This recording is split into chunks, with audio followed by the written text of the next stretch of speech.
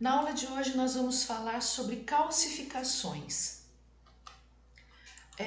Com relação ao cálcio, a presença de cálcio no nosso organismo, nós podemos subentender que o corpo do ser humano adulto tem entre 1 a 2 quilos de cálcio presentes, E cerca de mais de 90%, estima-se que entre 95% e 99% desse cálcio, desses até 2 quilos, estejam localizados no esqueleto e nos dentes sob a forma de cristais de hidroxiapatita ou ainda sob a forma de fosfato básico de cálcio,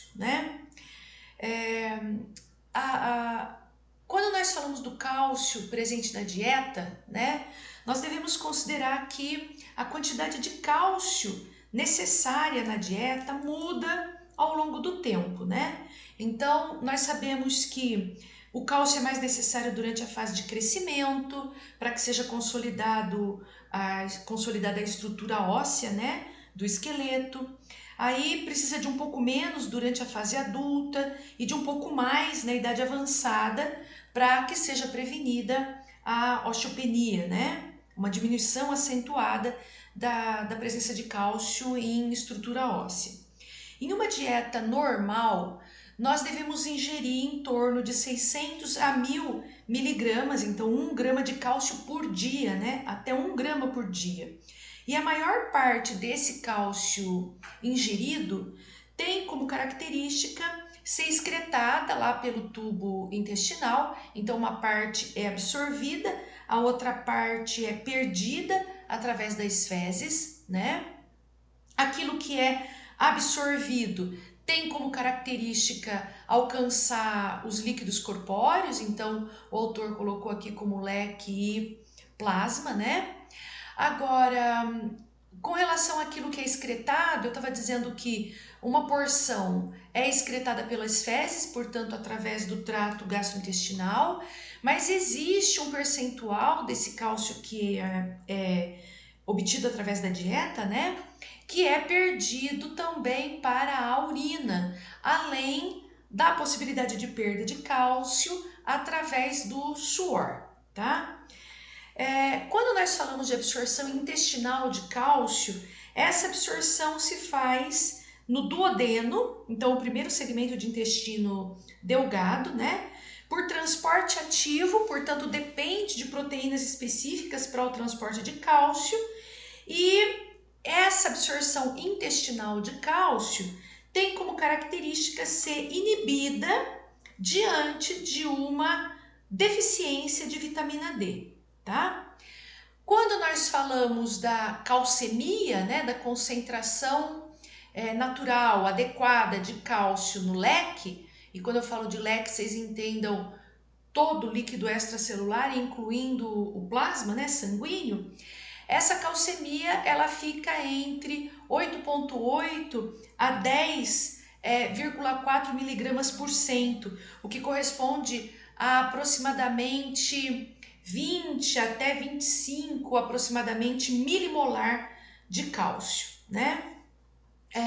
A manutenção dessas concentrações de cálcio, é bastante importante quando nós consideramos o desenvolvimento ou ainda a possibilidade de restabelecimento após doenças, para o tratamento de diversas doenças, E isso merece bastante a nossa atenção, Quando nós falamos do plasma, nós devemos considerar que o cálcio presente no plasma, ele se encontra sempre sob a forma de cálcio livre, aliás, não sempre, mas ele se encontra principalmente sob a forma de cálcio livre, então o íon cálcio livre, Esse íon cálcio livre no plasma, ele tem extrema importância na contração muscular, tem importância também para a manutenção da coagulação sanguínea,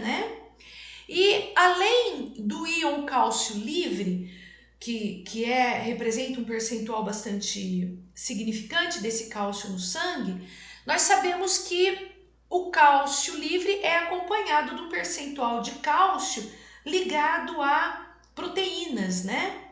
Então, cerca de 40 até no máximo 50% do cálcio plasmático pode estar ligado a proteínas plasmáticas, né? Ainda, quando nós consideramos que esse cálcio, né, sob a forma de sais, pode ser fosfato de cálcio, carbonato de cálcio, né? Quando esses sais de cálcio são depositados em tecidos moles, que nós identificamos como os tecidos não osteoide. Osteoide é quando tem osteócito, né? Nesse caso, nós nos referimos, quem tem presença de osteócito é o osso. Então, em tecidos parenquimatosos, tecidos moles não osteoides, né?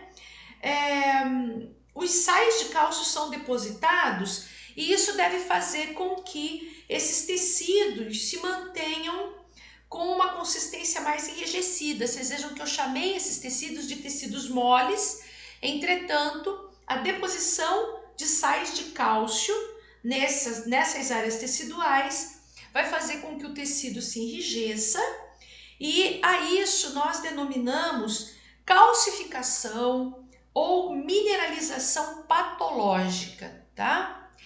Quando o tecido mole, né, é um tecido sadio e sofre calcificação, nós dizemos que ele sofreu uma calcificação metastática, tá? Quando o tecido é um tecido que passou por uma lesão, por exemplo, como acontece lá na necrose, que nós vimos recentemente, dentro da disciplina, ou então em quadros de degeneração tecidual, o tipo de calcificação que se desenvolve, o tipo de calcificação que se desenvolve é identificado como calcificação distrófica, tá? Nós sabemos que, apesar de ser essencial e sabermos que se essa concentração de cálcio no leque diminui mesmo que ligeiramente, rapidamente, através de um controle hormonal específico, o nosso organismo remove cálcio do osso, faz reabsorção óssea, então remove cálcio do osso para que seja mantida a concentração de cálcio plasmático. Em contrapartida, né, quando nós consideramos que há um aumento ligeiro de cálcio citoplasmático, esse excesso ligeiro, não estou falando de um excesso significante, tá? Mas esse excesso ligeiro de cálcio tende a ser depositado em tecido ósseo, de maneira que os ossos representam uma área de depósito bastante importante para a manutenção das concentrações séricas de cálcio em nosso organismo, tá? Ainda eu digo assim, o cálcio plasmático aumentou ou o cálcio plasmático diminuiu, e vocês entendam que isso acontece de uma forma assim, dentro de uma faixa muito estreita. Por quê? Porque se a gente considerar a fisiologia, existe um controle hormonal muito intrincado e muito exato para a manutenção dessa faixa de concentração de cálcio sérico, tá?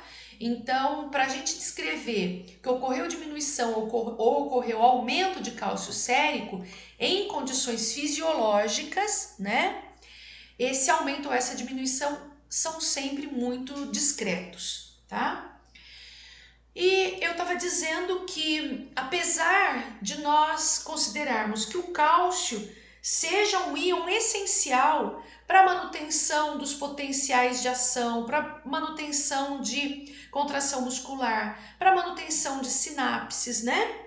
E para diferentes processos em um organismo, esse cálcio ele também pode ser identificado como um elemento tóxico para os diferentes tipos celulares nos diferentes tecidos, né? Justamente por isso é que existem diversos mecanismos e alguns deles bastante complexos para que seja mantido continuamente um gradiente de concentração alto do cálcio no meio extracelular, esse meio extracelular aqui, de modo a fazer o quê? Com que o cálcio do leque seja mantido em concentração alta, enquanto que o cálcio citoplasmático seja mantido em uma concentração sempre bastante baixa, né? Essa baixa concentração é que permite ao cálcio desenvolver papel, por exemplo, de segundo mensageiro, garantindo a transdução de uma série de sinais intracelulares, né? E é por esse mecanismo que o cálcio consegue participar de diferentes processos fisiológicos, como, por exemplo, ativação enzimática, secreção, contração, né? E até mesmo a necrose, a morte celular, como nós descrevemos recentemente na disciplina, tá? Quando nós nos referimos à calcificação ou mineralização patológica, né?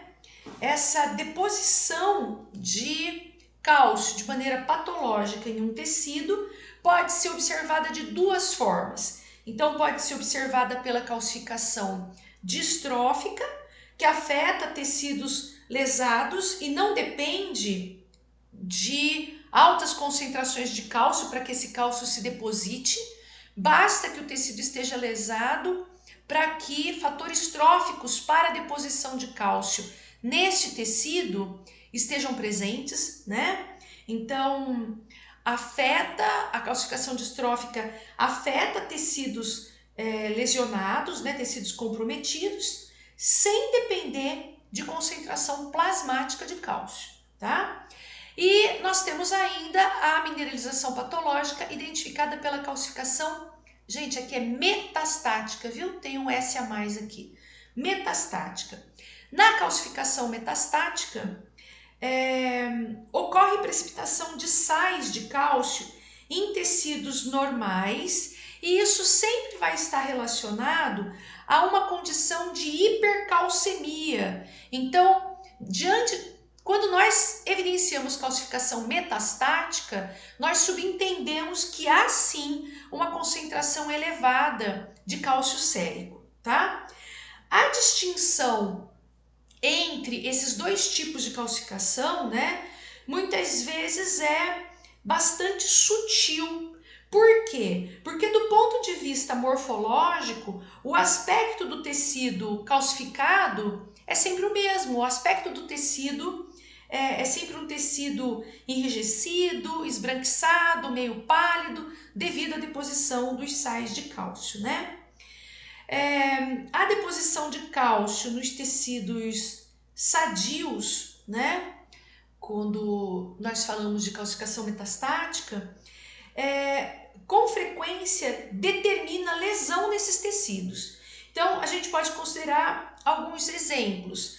A hipercalcemia pode permitir deposição de cálcio em tecidos lesados, né?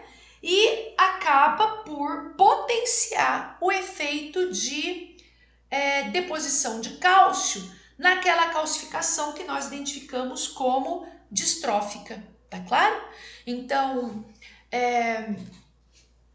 lembrem sempre que o cálcio nos tecidos sadios, né, acaba por colaborar para uma deposição de cálcio no tecido lesado também, tá?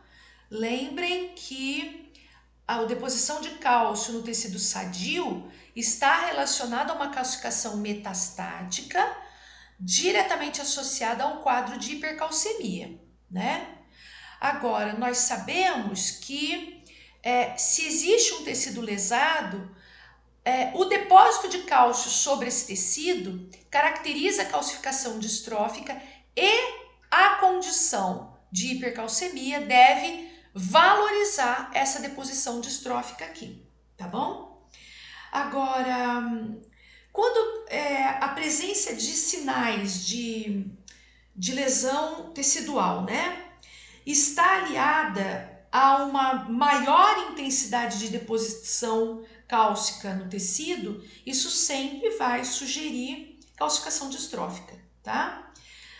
Tanto a distribuição quanto a localização dos depósitos de cálcio em um tecido também podem variar muito, né? Quando nós falamos de calcificação distrófica e calcificação metastática, tá? A literatura cita com frequência o termo calcinose, tá? Para algumas afecções, em algumas afecções, a calcinose está presente e de maneira particular na calcificação metastática associada a um quadro de hipercalcemia, o termo calcinose é utilizado com muita frequência para definir um tipo de calcificação extensa que pode ser observada em diferentes tecidos, bem como na pele.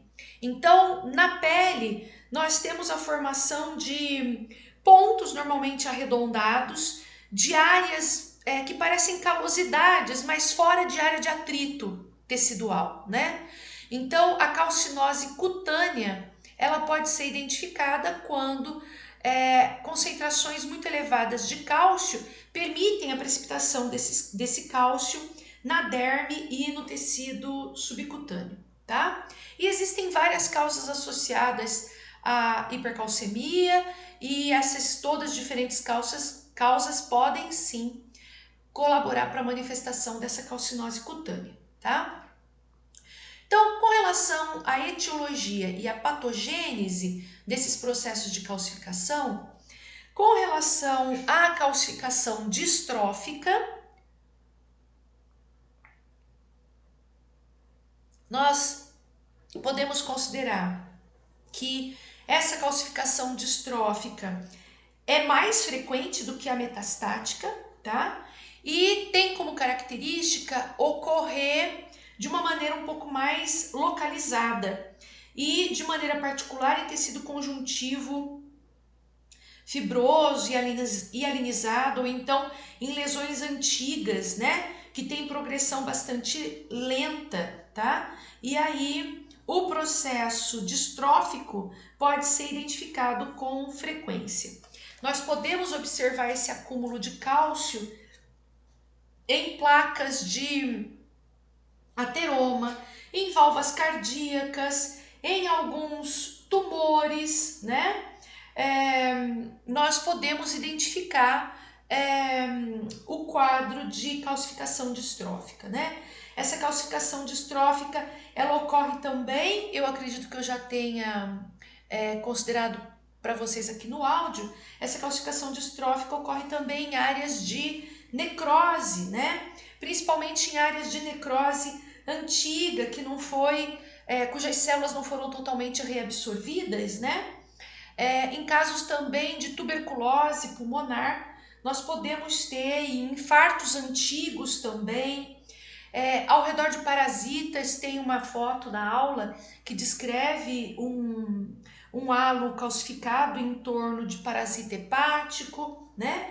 Então, quando nós falamos de necrose, por exemplo, em tecido adiposo, né? Abscessos crônicos de difícil recuperação, né? Que tendem a recidivar com bastante frequência, também podem calcificar e descreverem o que nós chamamos de calcificação distrófica, tá? Aliás, nós já falamos de trombose e na aula de trombose eu acredito tenha descrito para vocês o exemplo de calcificação da área do trombo, né? Formando o que nós chamamos de flebólito. Mais adiante eu coloco essa descrição também por escrito, né? Nós sabemos que se os restos celulares existentes nas lesões teciduais, né, não são degradados de maneira adequada, se eles não são fagocitados ou reabsorvidos, né, durante o processo de resolução, durante o processo de recuperação tecidual, eles acabam funcionando como uma matriz orgânica que favorece a deposição de sais de cálcio, tá? Esses cristais de fosfato de cálcio depositado nessas calcificações patológicas, né? Eles são muito semelhantes a esses cristais de hidroxiapatita, que são cristais de cálcio e fósforo que formam o osso, tá? Entretanto, no processo de calcificação, nós podemos observar então que o processo de calcificação ou mineralização patológica, ele tem sim algumas semelhanças com aquele processo de calcificação e mineralização óssea fisiológica, né?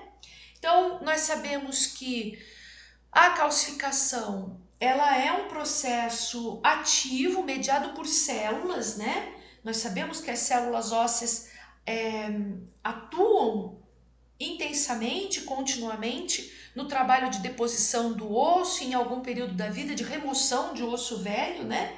Mas nós sabemos que esse processo é todo mediado por células e que resulta do desequilíbrio entre fatores de promoção de mineralização e fatores de inibição da mineralização, né? Quando nós falamos de deposição de osso, né? Deposição mineral, deposição de cálcio, a deposição mineral em um tecido, ela ocorre em duas etapas, tá? A primeira etapa é chamada de iniciação ou nucleação e a segunda de crescimento ou propagação, né? A nucleação é a acomodação, ela se refere à acomodação do fosfato de cálcio, né? Nas estruturas, na intimidade mesmo de estruturas que são denominadas vesículas da matriz ou moléculas de colágeno. Então, a iniciação ou nucleação se refere ao depósito, à acomodação mesmo do cálcio nas vesículas de matriz, que é a designação dada nos processos de mineralização para o colágeno presente no tecido, tá? E esse processo de acomodação do cálcio, né, e normalmente identificado sob a forma de fosfato de cálcio, pode ocorrer tanto no meio extracelular, né, como no meio intracelular, tá? Então, tanto dentro quanto fora da célula. Nós sabemos que na fase intracelular do processo de nucleação ou iniciação, essa fase ocorre nas mitocôndrias das células mortas ou lesadas, né? E a fase extracelular diretamente na matriz de colágeno externo, então, às células, né? Nós sabemos que essa matriz, essas vesículas de matriz que representam o colágeno, elas apresentam um diâmetro muito pequenininho, tem como característica se originarem de células que passaram por degeneração ou por um processo necrótico ou estão em fase de apoptose, né? E são chamadas de vesículas da matriz porque tem como característica se manterem sempre na vizinhança da área de calcificação, tá? Ainda fosfolipídios, proteínas, né, presentes nessas vesículas de matriz ou vesículas da matriz, funcionam como captadores de cálcio, tá? Garantem o tropismo de cálcio.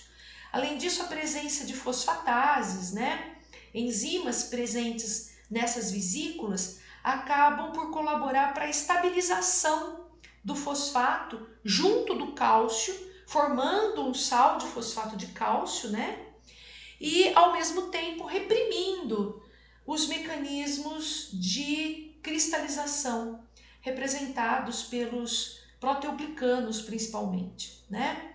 Nós sabemos que nesse processo a proteólise identificada na área tecidual aumenta a cristalização do fosfato de cálcio porque permite uma maior mobilidade de íons, o que facilita a saturação do meio extracelular pela presença do cálcio e do fosfato sob a forma iônica, tá?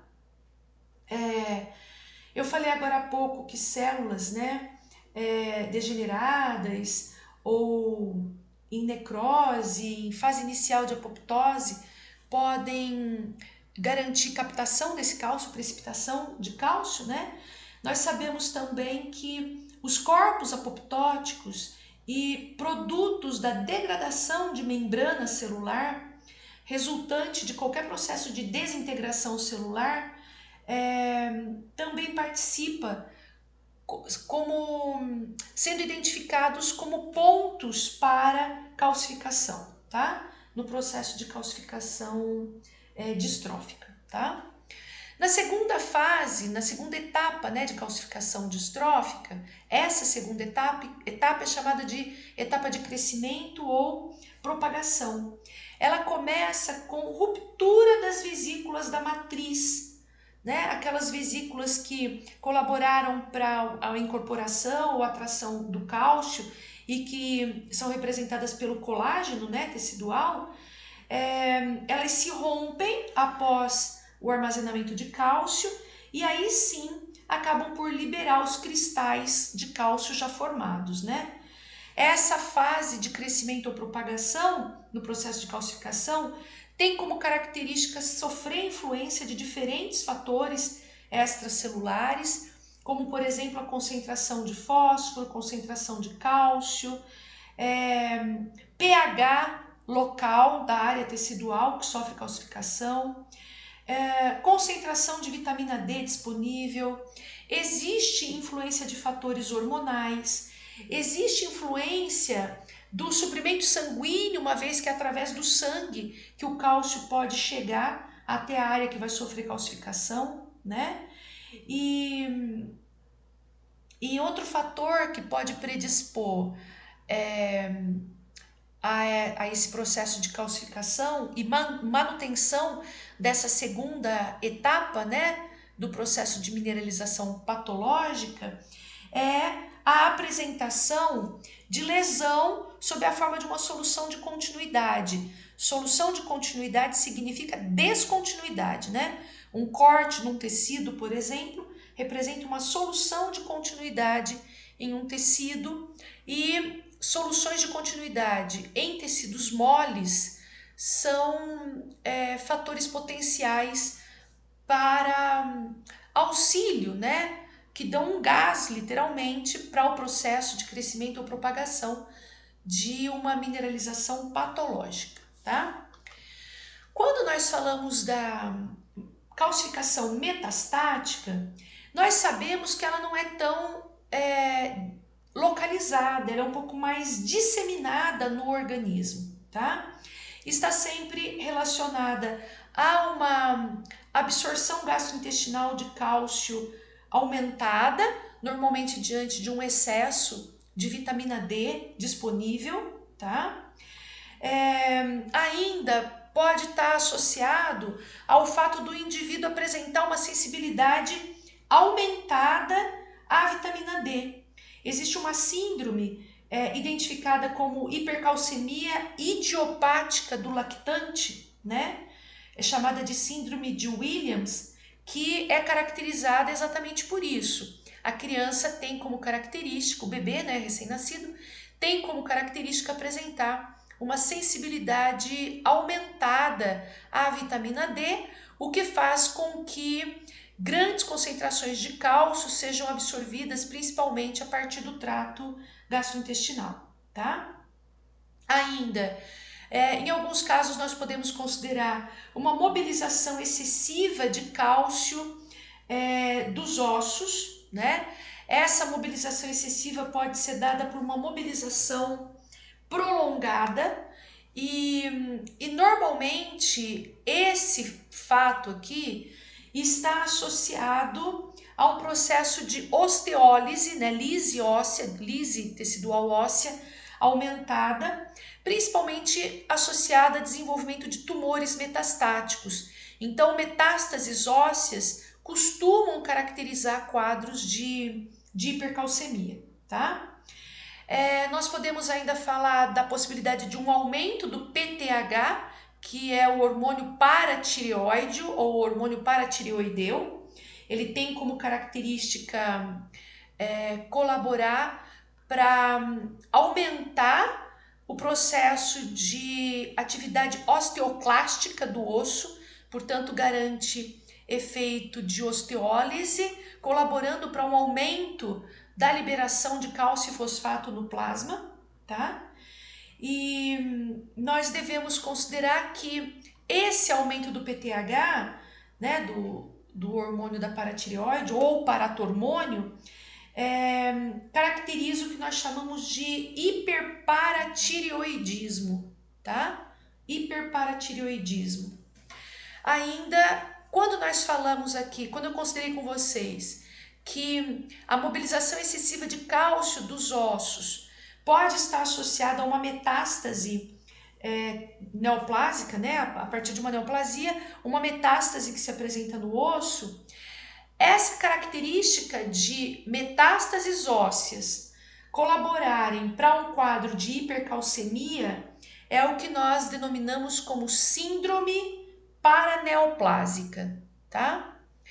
A neoplasia está colaborando para a manifestação de outras ocorrências que diretamente não apresentam relação com a neoplasia num primeiro momento, entretanto colaboram, no caso aqui, para um quadro de hiperparatireoidismo, tá?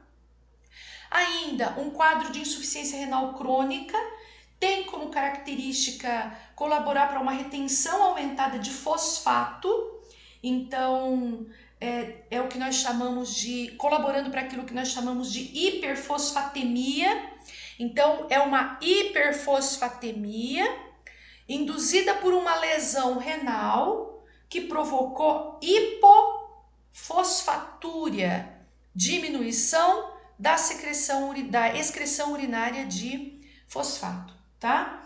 Quando nós temos essa retenção aumentada de fosfato, isso provoca uma maior secreção do paratormônio, do PTH. Então, cria um hiperparatireoidismo que nós chamamos de secundário, porque a origem dele não está diretamente na glândula paratireoide, né? E o paratormônio é secretado com o propósito de tentar equilibrar a relação cálcio-fósforo no sangue. A relação cálcio-fósforo no sangue é muito importante, uma vez que quando nós consideramos os principais depósitos de cálcio, né, nos ossos e nos dentes, esses depósitos se fazem com base nos cristais de hidroxiapatita, que são cristais de cálcio e fósforo, tá? Ainda essa mobilização excessiva de cálcio dos ossos, né, que eu já considerei com vocês, no hiperparatireoidismo, às vezes ultrapassando, inclusive, a possibilidade de solubilidade de cálcio e fósforo no plasma. Olha a que ponto chega, né? Isso acaba, esse quadro de hipercalcemia, né, acaba levando a deposição de cálcio em tecidos moles e daí a calcificação. Na verdade, a solubilidade do cálcio e do fósforo no plasma acaba por se tornar limitada devido à grande concentração desses íons disponíveis no plasma, né? Por isso, o depósito em tecido mole, tá bom? Nós ainda sabemos que muitos pacientes, na verdade, é sempre considerado um percentual alto, né? Eu falei aqui para vocês da síndrome paraneoplásica, é um percentual que varia entre 5 e 8% dos pacientes com carcinomas. Carcinomas são neoplasias, tumores malignos, né? De epitélios secretores ou de estruturas endócrinas, né? Então, esses carcinomas, cerca de 5 a 8%, a gente pode exemplificar o carcinoma mamário, eles podem sim apresentar hipercalcemia, seja pela secreção de proteínas que mimetizam o efeito do PTH, do paratormônio, numa síndrome paraneoplásica, né? Seja pela osteólise, seja seja pela hipercalcemia, seja pela osteólise provocada pelas metástases ósseas, né? No caso de uma síndrome paraneoplásica. Nós sabemos que a maioria dos pacientes que tem como característica manifestarem essa síndrome paraneoplásica, né? Muitos deles não sobrevivem para o tempo suficiente para que ocorra uma calcificação que a gente define como metastática e que tenha uma importância real do ponto de vista clínico, tá? Ainda, quando nós falamos da patologia, merece considerar aqui que o hiperparatireoidismo secundário ele pode ser identificado como nutricional, mas em nós seres humanos ele não é frequente, não na atualidade, quando se fala de balanço nutricional, etc. Esse hiperparatireoidismo secundário nutricional acaba sendo muito mais frequente nos animais, né, que não tem uma dieta adequada, balanceada adequadamente. Foi a partir disso, inclusive, que surgiram as rações comerciais como dieta balanceada para os animais domésticos. Agora, apesar de não ser dada muita importância para esse hiperparatireoidismo secundário nutricional, né, vale considerar que muitas populações são extremamente desassistidas, inclusive do ponto de vista nutricional, né? E isso pode fazer com que elas desenvolvam sim esse hiperparatireoidismo secundário nutricional, tá? Com relação então à calcificação metastática, eu acredito que tenha ficado claro que como consequência nós temos a possibilidade de síndromes paraneoplásicas, né? Colaborando para um quadro de hipercalcemia, e essa hipercalcemia acaba por caracterizar ossificação que nós chamamos de heterotópica, ou seja, calcificação localizada em um local diferente daquele que é identificado como local para calcificação, tá? Aqui, gente, eu coloquei essa descrição para chamar a atenção para vocês, apesar de ser assunto lá da fisiologia, né? Para chamar a atenção de vocês para particularidades a respeito do hiperparatireoidismo primário e secundário, já que eu me referia a eles nesse áudio, né? Então, o hiperparatireoidismo primário, né? Ele tem origem na glândula paratireoidiana, né? Então, normalmente o hiperparatireoidismo primário está associado a um aumento da secreção de PTH devido a um desequilíbrio glandular. Esse desequilíbrio glandular é identificado pelo tumor ou pela hiperplasia das glândulas paratireoides, tá? O que a gente sabe? Que se aumenta PTH, o PTH vai fazer remover cálcio do osso rapidamente, na verdade a função dele é essa, e acaba garantindo o que a gente chama de osteólise, e com isso ocorre uma maior reabsorção óssea. Então, aumenta a secreção de PTH, o que nós vamos ter é um hiperparatireoidismo primário, porque a origem é a glândula secretora do hormônio, né? O PTH o que faz é remover cálcio do osso, então aumenta a reabsorção óssea, isso satura o leque de cálcio e fosfato, e diante dessa saturação nós observamos um comprometimento da solubilidade desses íons no plasma, o que faz com que eles se depositem nos tecidos moles com maior intensidade, né? Caracterizando, portanto, o efeito de calcificação patológica. Nós podemos considerar ainda o hiperparatireoidismo secundário. Esse hiperparatireoidismo secundário normalmente tem causa renal, né?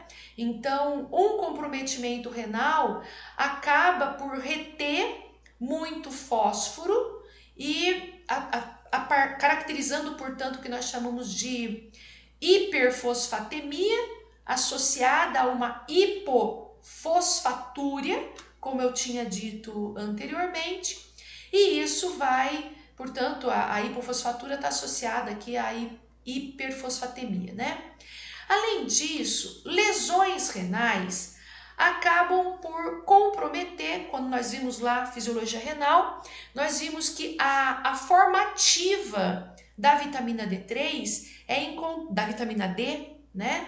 É o 1,25 de hidroxicolecalciferol e essa forma ativa é apresentada somente nos rins, de maneira particular lá nas células tubulares proximais, lembram disso?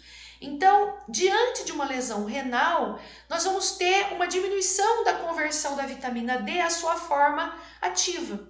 Se eu tenho deficiência de vitamina D, eu tenho um quadro de hipocalcemia. Olha o desequilíbrio de cálcio e fósforo aqui.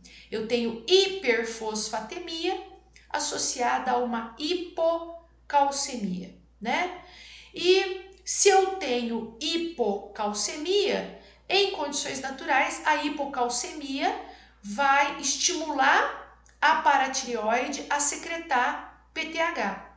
Aumentou PTH, isso caracteriza hiperparatireoidismo, que não tem causa direta sobre a glândula, por isso é secundário, tá? E renal. O PTH em alta concentração vai aumentar a reabsorção óssea, que colabora para uma saturação de cálcio no leque. O fosfato já vai estar aumentado, né? Porque vai ter caracterizado diante do hiperparatireoidismo secundário renal uma hiperfosfatemia, e isso satura leque, diminui solubilidade desses íons presentes no leque, no plasma, e portanto aumenta a possibilidade de deposição, tá? Ainda, aqui a literatura, eu deixei na verdade essa descrição aqui porque o Bogliolo fala disso, né?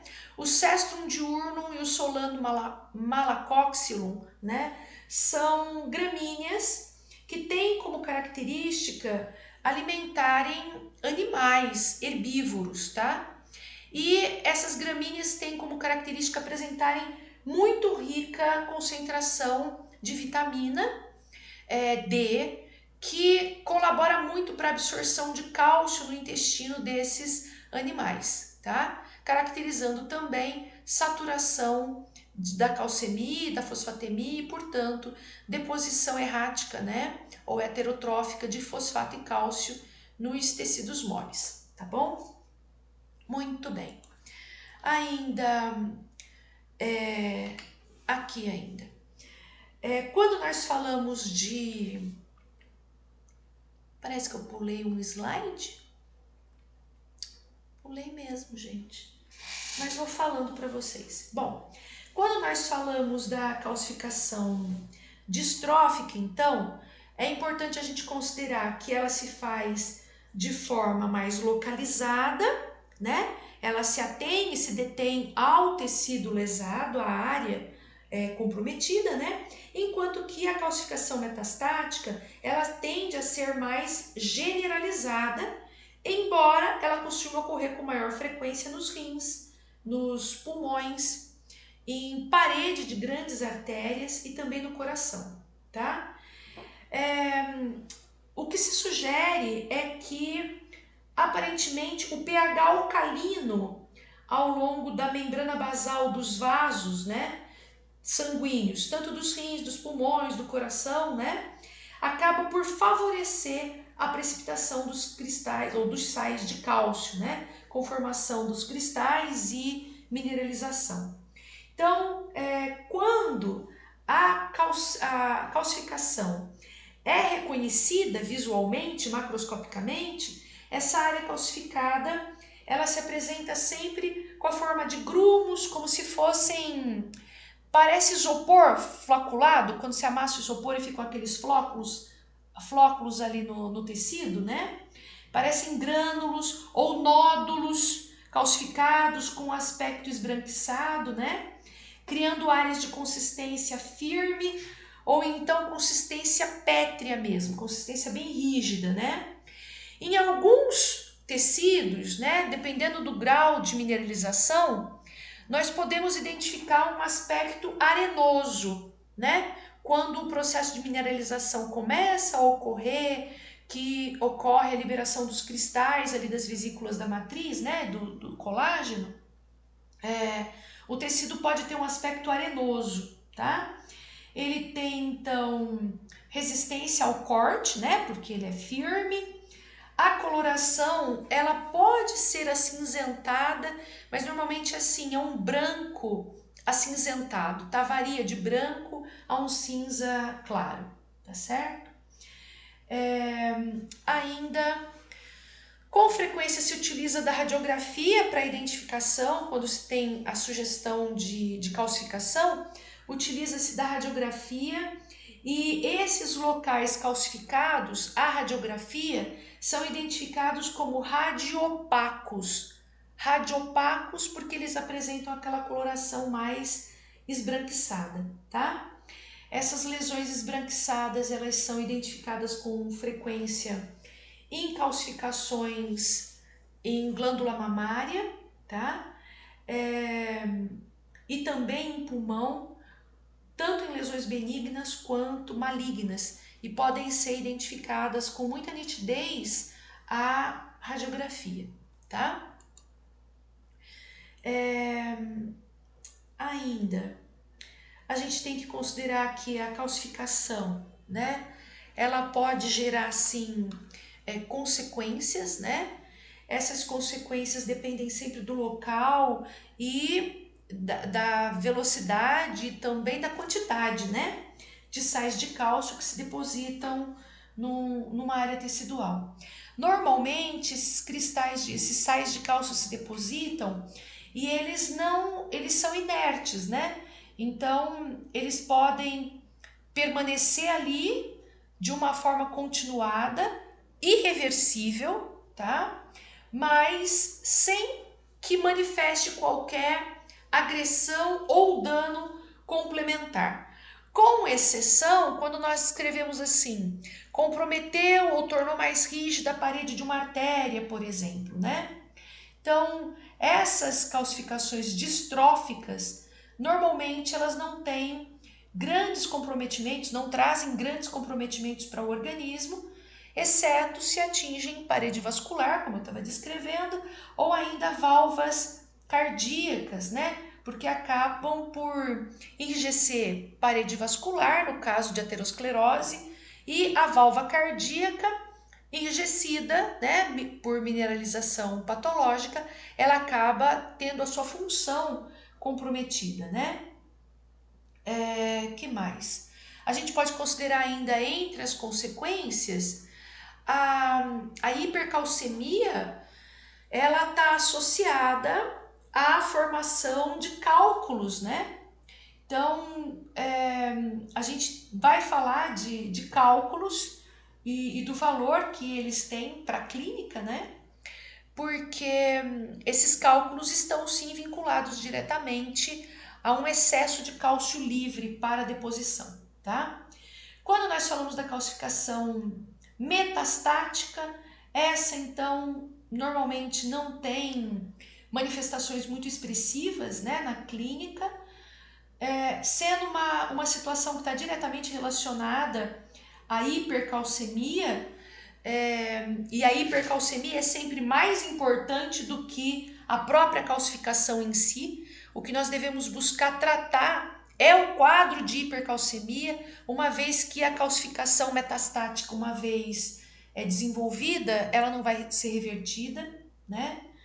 E, como eu já disse, a metaplasia óssea ou a ossificação heterotópica, né, é a consequência mais comum das calcificações, ocorrendo transformação de tecidos moles, né, e que normalmente são identificados com o auxílio de equipamentos para diagnóstico de imagem, tá? Com relação aos cálculos, então eu coloquei aqui o nome de cálculo, né? O nome cálculo vem do latim, significa pedra de contar. O termo cálculo pode ser substituído por concreções, tá? Então são sinônimos, que vem do latim também, significa material endurecido. E com maior frequência, na área da saúde, o que se utiliza são os nomes cálculo mesmo, né? Ou ainda litíase, tá? Litíase, que significa, vem do grego e significa pedra. Gente, esse litos aqui é L-I-T-H-O-S, tá? Tá invertido o lugar aqui do H e do O, tá bom? Normalmente, esses cálculos, né, a litíase, elas têm formas bastante variadas, né? São massas sólidas, compactas, então tem consistência significante, que pode atingir inclusive uma consistência pétrea, né? De tão rígida, então uma consistência semelhante ao osso, tá? Podem ter forma de esfera, de ovo, né? Então sendo ovoides, né? E tem como característica esses cálculos se formarem sempre no interior de órgãos ocos, como por exemplo a bexiga, né, urinária, a vesícula biliar, ou ainda a litíase se forma em cavidades naturais. Então nós podemos ter, por exemplo, litíase peritoneal. Então, em cavidade abdominal, a litíase pode se formar. Pode se formar também esses cálculos em condutos naturais. Então, existem cálculos nos condutos salivares, né? Que drenam saliva para a cavidade oral. Cálculos ureterais, então se formam dentro do ureter. Cálculos que se formam no colédoco, o ducto que drena bile para o duodeno, ou ainda cálculo que se forma dentro do duto pancreático, que drena suco pancreático para o duodeno, tá? Ainda com menor frequência, né? Então, numa descrição mais rara, nós podemos falar da formação de cálculos no interior de vasos sanguíneos. Mas em quadros de hipercalcemia descompensada, isso também pode acontecer, tá? O mecanismo para a formação de cálculos, ele não é muito diferente daquilo que já foi definido, apresentado para vocês, com relação à calcificação distrófica, tá? Ao que tudo indica, um pH que tende à alcalinidade, né? Ainda a alta concentração de sais de cálcio, né, em alguma área, devido a uma concentração aumentada desses sais diante da hipercalcemia, né? Uma diminuição do fluxo sanguíneo para uma área tecidual, ou ainda infecções, inflamações, acabam por facilitar a precipitação dos sais de fosfato de cálcio, né? Ao redor daquilo que nós chamamos de núcleo orgânico, né? Que é a vesícula da matriz, normalmente representado pelos agregados de células que descamam, grumos de bactérias ou de células mortas, de fibrina, né? Ou de corpos estranhos, de parasitos, né? Nós temos parasitos vasculares, parasitos intestinais, parasitos em via aérea, enfim, né? Em sistema renal. Então, como resultado, né, desses fatores que permitem a atração e a deposição dos cristais de cálcio, os cálculos acabam por se apresentar como uma formação de depósito, de precipitação do cálcio nesses diferentes locais, tá? A precipitação do cálcio, dos cristais de cálcio, desculpem, normalmente dá ao cálculo uma formação que é observada sob a forma de camadas que se sobrepõem. Então, se nós fragmentamos um cálculo, a impressão que nós temos é que ele se originou a partir da deposição de inúmeras camadas, como se a gente estivesse estudando eras geológicas lá na geografia e visse a sobreposição de camadas umas sobre as outras, né? Então, o que mais aqui?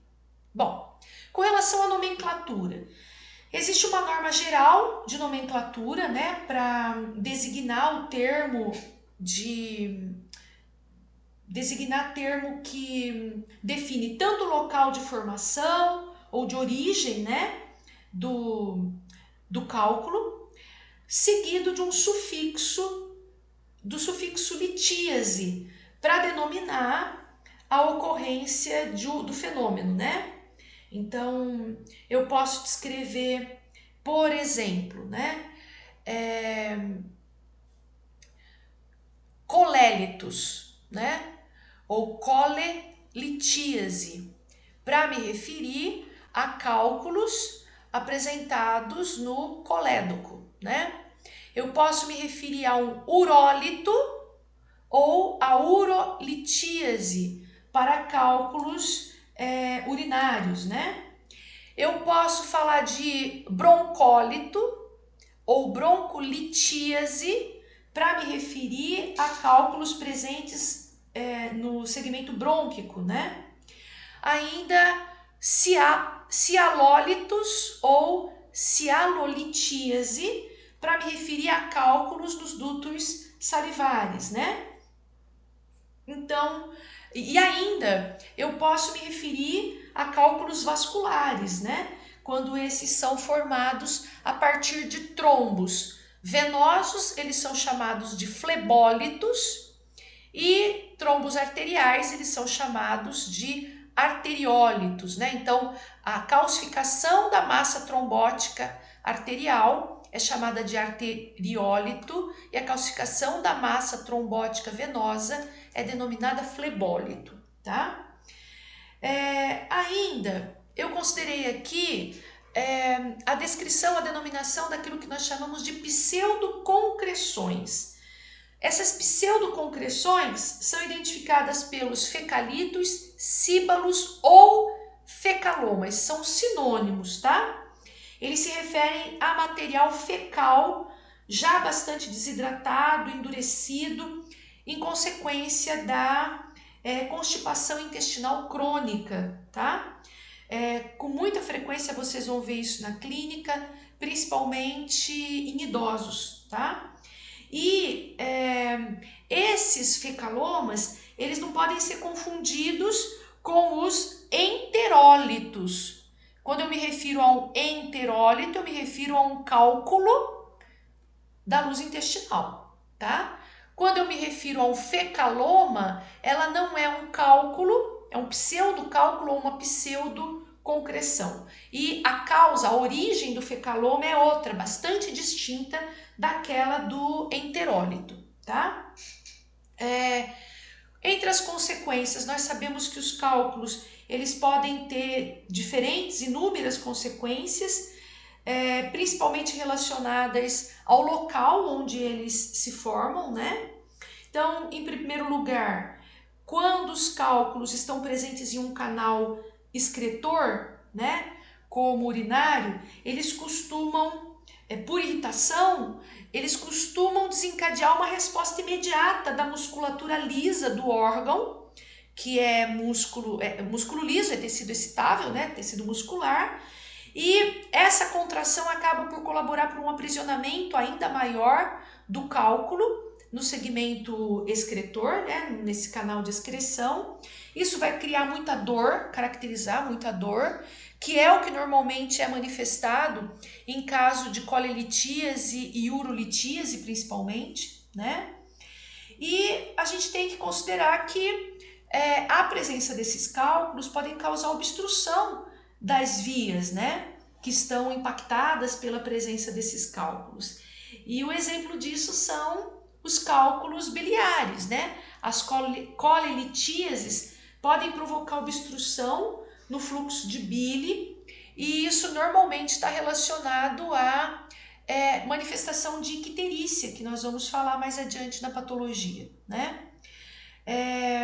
Se eu considero o urólito, né? Em casos de urolitíase, a obstrução também pode estar presente com consequências bastante severas para o organismo diante da diminuição da possibilidade de excreção de urina, né? E ainda a gente deve considerar que a presença do cálculo, ele tem como característica causar irritação local, né? O que a gente identifica como trauma mecânico local, pela deposição e tendência de deslocamento e aumento da estrutura litíaca, de litíase, né, de cálculo, sobre a mucosa. Essa mucosa agredida, ela pode sangrar, ela pode desenvolver hipotrofia devido à compressão causada sobre ela, né? Nós podemos ainda observar, em alguns casos, necrose dessa área de mucosa, tá? E, além disso, toda essa irritação sobre superfícies mucosas, seja lá no duto biliar ou pancreático ou ainda nos condutos renais, né?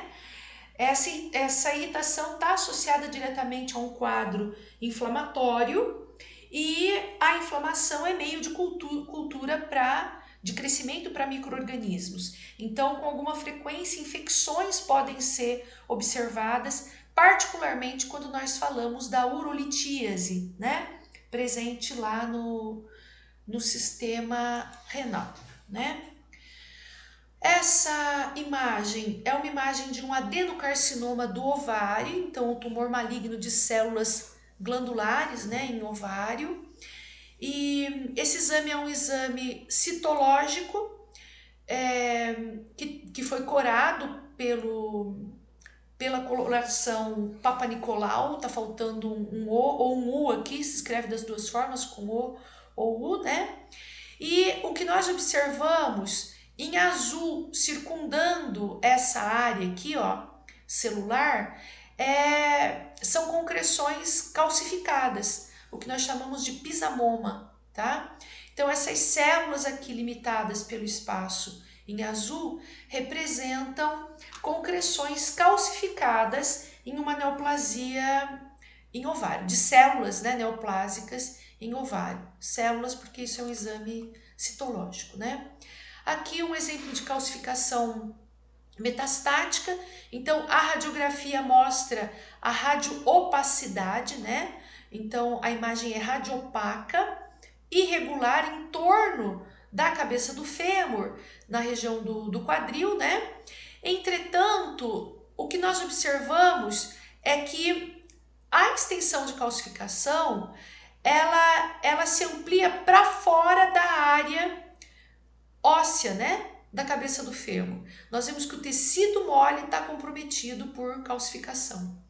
Essa imagem é uma imagem da histologia, que o autor, vocês desculpem, no texto provavelmente colocou aqui qual é o aumento da imagem e eu não coloquei na foto, mas a gente vê aqui tecido conjuntivo, é um tecido de cicatrização, e em meio aos limites desse tecido calcificado, nós observamos, apesar do limite, uma extensão de calcificação aqui, ó, para fora do limite ósseo, né? Aqui nós vemos um tecido renal e a coloração desse tecido nos permite identificar áreas de precipitação de cálcio, identificada pelos pontos enegrecidos, aqueles pontos mais escuros, eu não estou falando dos núcleos celulares, aqueles pontos mais enegrecidos representam para a gente áreas de calcificação. Essa área de calcificação ela pode ser observada por esse aglomerado, por esse contorno aqui sobre estrutura tubular, aqui esse contorno também sobre estrutura tubular, aqui também, né? Então, são áreas de calcificação. O autor colocou aqui que isso foi identificado em rim transplantado, né? E numa imagem de microscopia de luz polarizada, nós vemos a área de calcificação em outro corte, não é o mesmo, mas nós conseguimos identificar a área de calcificação com uma coloração mais clara, né? A luz polarizada permite refringência a partir da estrutura calcificada, o que faz com que ela seja identificada como áreas mais claras à microscopia, tá? Aqui nós temos calcificação arterial, muito possivelmente na aula de trombose eu tenho apresentado essa imagem para vocês. Então, nós temos aqui nessa imagem alguns pontos de calcificação que podem ser observados nessa artéria. Na outra imagem, nós temos uma calcificação bastante extensa aqui, fracionada, né? De uma camada de parede arterial, né? Ainda nós temos aqui uma trombose em um vaso e a área de trombose ela está totalmente calcificada, inclusive a parede vascular. E aqui nós vemos calcificação de parede, bem como nós vemos calcificação dessa área de trombose, né? Nós vemos aqui nódulos, olha lá, sob a forma de compostos inócuos, inertes, mas são depósitos, né? Permanentes, irreversíveis, que podem ser identificados aqui em válvula semilunar aórtica, tá? Nós temos aqui exemplos de colelitíase. Esses cálculos são cálculos pigmentados, né, ou pigmentares, foram pigmentados por pigmento da bile, que é chamado de bilirrubinato, né? Nós temos diferentes tamanhos desses cálculos aqui no interior da vesícula biliar, né? E na segunda foto, nós temos um cálculo aqui mais volumoso, né? Tem uma dimensão bastante significante. A presença desse cálculo causou uma irritação, um processo inflamatório significante associado a acúmulo de material purulento, né? Nós temos, além da inflamação, irritação da superfície mucosa da vesícula biliar em sua face interna, nós conseguimos observar acúmulo de pus, ou seja, nós temos aquele processo inflamatório vinculado ao processo infeccioso diante da lesão causada pela apresentação do cálculo, né? Aqui nós temos uma foto da glândula salivar extirpada como um todo, ela foi extirpada, e nós podemos ver um grande cálculo, outro menor aqui. Esse grande cálculo, ele estava embutido na luz do duto salivar, tá? Então, a saliva aqui, inclusive, aumentada de tamanho, porque não conseguia, devido à obstrução do cálculo, né? Drenar a saliva para a cavidade oral. Então, o que nós temos aqui é a cianolitíase, né? Aqui eu coloquei algumas fotos, tá? De uma página da Universidade da PUC de Goiás, né? Onde a gente vê aqui cálculo sob a forma de placa, né? Porque são pequenos nódulos que coalesceram. Aqui também uma massa mais sólida e aumentada devido à precipitação de cristais de cálcio ou de diferentes cálculos formando um cálculo maior. Nós conseguimos ver os cálculos aqui em toda a imagem. Olha aqui a irregularidade, né? Da calcificação das válvulas tricúspide, né?